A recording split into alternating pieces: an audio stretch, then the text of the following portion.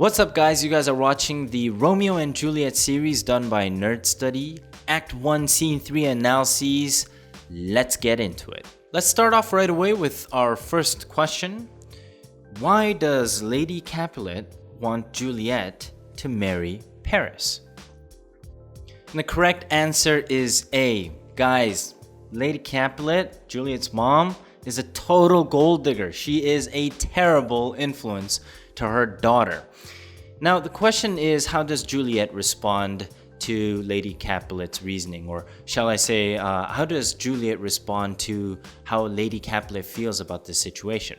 Well, Juliet says, I'll look to like if looking liking move, but no more deep will I endart mine eye than your consent gives strength to make it fly.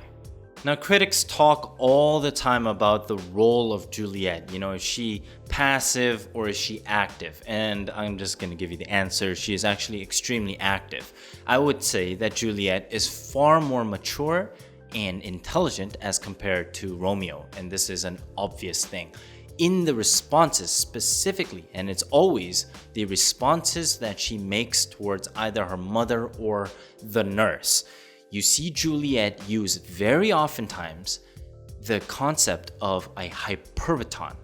Now, a HyperBataan is when you use an unusual ordering of words in order to emphasize something. So for example, let's go back to what she said. I'll look to like if looking liking move. What she probably means when she says looking liking move is she means to say if looking moves liking. Or that's what she wants her mom to think she is saying. Looking moves liking means that she's basically saying if looking at him more often makes me want to like him more, then I will look at him more.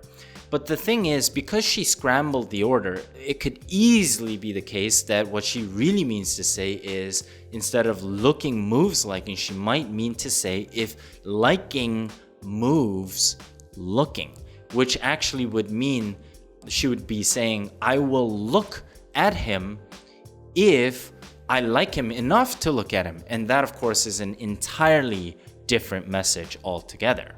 So then the question is, why do that? Why scramble the words in a way where it could easily be seen as one meaning, and it can easily be seen as the entirely opposite meaning?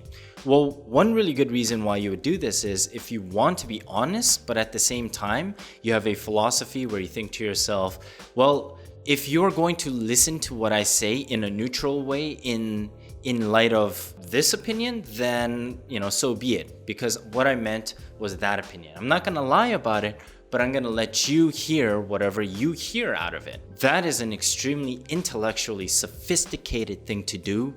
That is literally one of the best examples of HyperBataan that I've ever seen.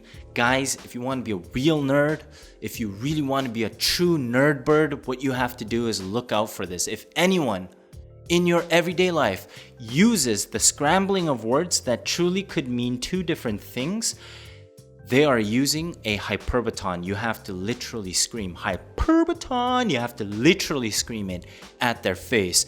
Because first of all, they're not going to know what it means, and then you're going to school them.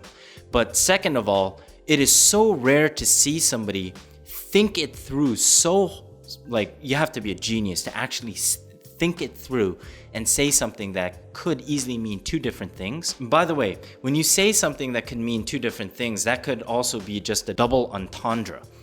Jeez, that's so hard to say. It could be a double entendre. But when you scramble the words and therefore it could mean two different things, that is specifically what we call a HyperBataan.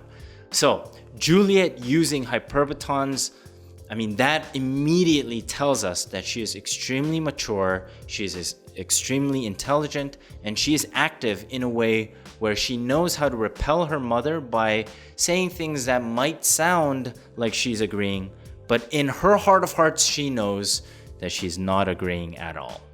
So take a wild guess where I would stand when it comes to the critics and the scholars debating between each other about the kind of role that Juliet plays. Is she an active person, or is she a passive person? Is she just kind of another dumb person, or is she a super intelligent person?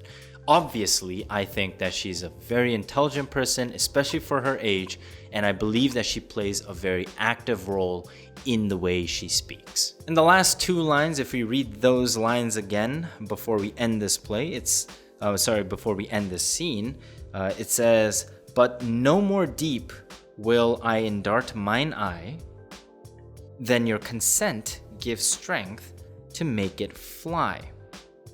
So what she's saying here is, I will not look at Paris any more than your consent gives strength for Cupid's arrow love, so to speak, to fly.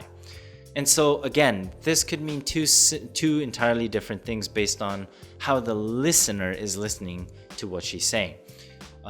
If the listener is entirely full of herself, so if Lady Capulet truly believes that, what she says is so powerful and so influential, then she's going to think that her daughter is going to actually look at Paris a lot because, her words, her consent mean a lot according to what she thinks. But if she has a humble opinion of herself, then she's going to realize that Juliet is not going to look at Paris a lot, because somebody with a humble opinion of themselves would realize that they probably don't have as much influence as they'd like to believe over their daughter. So again, it is two different meanings based on who is listening.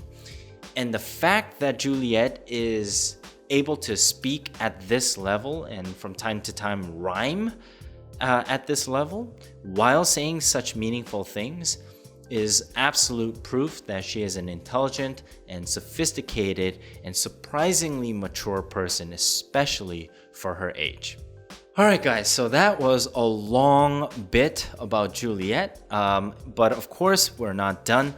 We will see you guys in Act 1, Scene 4 of our Romeo and Juliet summary, and then after that, hopefully we'll see you in our analysis.